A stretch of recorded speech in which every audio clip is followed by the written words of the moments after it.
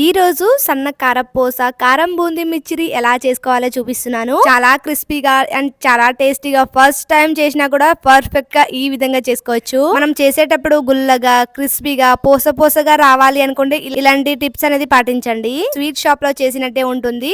And ఇంకొకసారి sweet shop లో అస్సలు తెచ్చుకోరు, ఇంటికడనే ఈజీగా చేసుకుంటారు. ముందుగా ఒక గిన్నెలో 1 కప్ వరకు శనగపిండి అనేది యాడ్ చేసుకోండి. ఇంకా కొంచెం క్రిస్పీగా రావాలి అనుకుంటే ఈ విధంగా కొంచెం బియ్యం పిండి కూడా యాడ్ చేసుకోండి. ఓన్లీ శనగపిండితో చేసుకున్నా కూడా టేస్ట్ చాలా బాగుంటుంది. అండ్ మంచి కలర్ కోసం కొంచెం పసుపు యాడ్ చేసుకోండి అండ్ లైట్ గా సాల్ట్ వేసుకోండి. ఎందుకంటే లాస్ట్ లో మళ్ళీ మనకి కొంచెం సాల్ట్ కావాలి అనుకున్నా యాడ్ చేసుకోవచ్చు. ఇప్పుడు లైట్ గా కొంచెం వంట సోడా కూడా యాడ్ చేసుకొని మొత్తాన్ని ఒకసారి ఈ విధంగా మిక్స్ చేసేసుకోండి. మీరు కావాలి అనుకుంటే పిండి అనేది మొత్తాన్ని ఒకసారి జల్లించుకోవచ్చు, అంటే స్ట్రైన్ చేసుకోవచ్చు. నేను ఇక్కడ పిండి అనేది జల్లించుకోలేదు, ఎందుకంటే పిండి అనేది చాలా సాఫ్ట్ గా ఉంది. ఇంకా ఎక్కడ అనేది మనకి ఉండల్లా లేదు కాబట్టి నేను డైరెక్ట్ గా వాటర్ అనేది యాడ్ చేసుకొని ఈ విధంగా మొత్తాన్ని ఒకసారి మిక్స్ చేస్తున్నాను. నేను ఇక్కడ పిండి క్వాంటిటీ అండ్ అన్ని క్వాంటిటీ చెప్పాను కదా, వాటర్ అనేది అలా అవ్వదు.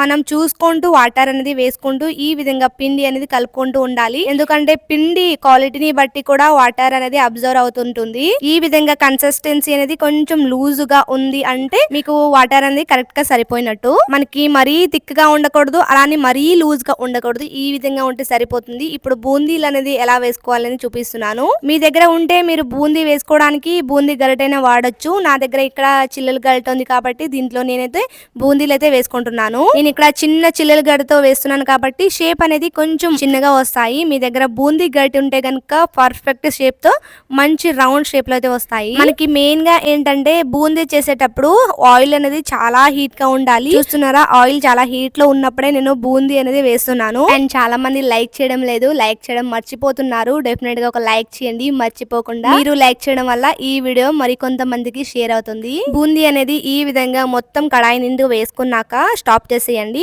మరొక లేయర్ వేసామంటే బూందీ పైన బూందీ పడిపోయి ఒక ముద్దలా అయితే వచ్చేస్తుంది. అందుకే ఈ విధంగా మొత్తాన్ని బూందీ వేసుకున్నాక స్టాప్ చేసేసుకోండి. మళ్ళీ కావాలి అనుకుంటే మరొక బ్యాచ్ కింద వేసుకోవచ్చు. మనకి బూందీ అనేది లైట్ గోల్డెన్ షేడ్ వచ్చేసాక మనం పక్కన తీసేసుకోవాలి.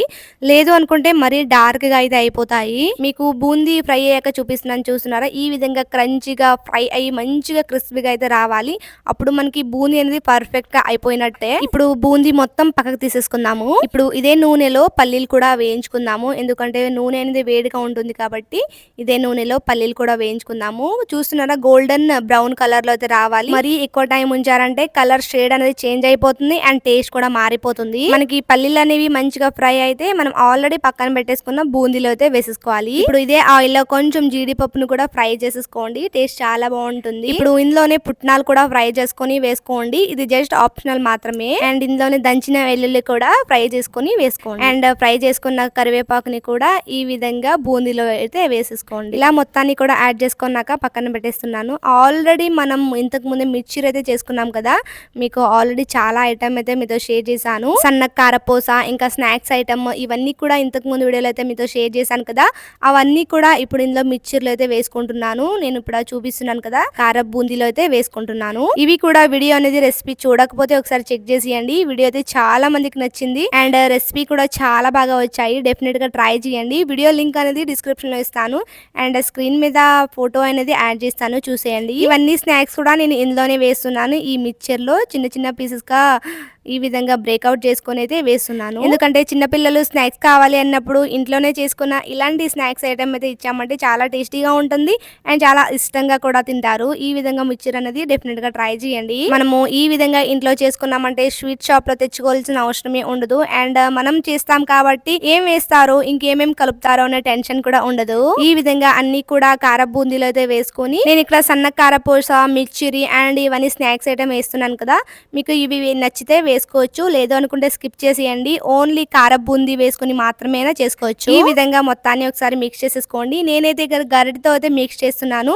మీకు ఏం ప్రాబ్లం లేదు అంటే చేతితోనే మిక్స్ చేయండి, అప్పుడే మనకి చాలా చక్కగా పడతాయి అన్ని కూడా. కారం, ఉప్పు ఇంకా మనం వేసిన మసాలా అన్ని కూడా. ఇప్పుడు దీంట్లోనే మీ టేస్ట్ కి సరిపడ కారం, కొంచెం సాల్ట్ అండ్ 1 టేబుల్ స్పూన్ ధనియా పౌడర్, 1/2 టేబుల్ స్పూన్ జీలకర్ర పౌడర్ అయితే వేసుకోండి. మీకు కావాలి అనుకుంటే చాట్ మసాలా కూడా వేసుకోవచ్చు, టేస్ట్ చాలా బాగుంటుంది. అన్ని వేసుకున్నాక ఈ విధంగా చేతితోనే మిక్స్ చేయండి. నేనైతే గరిటెతో అయితే మిక్స్ చేస్తున్నాను. ఈ మిక్స్ చేశాక మీకు సాల్ట్ అండ్ కారం కొంచెం సరిపోలేదు అనుకుంటే లైట్ గా పైన యాడ్ చేసుకోండి.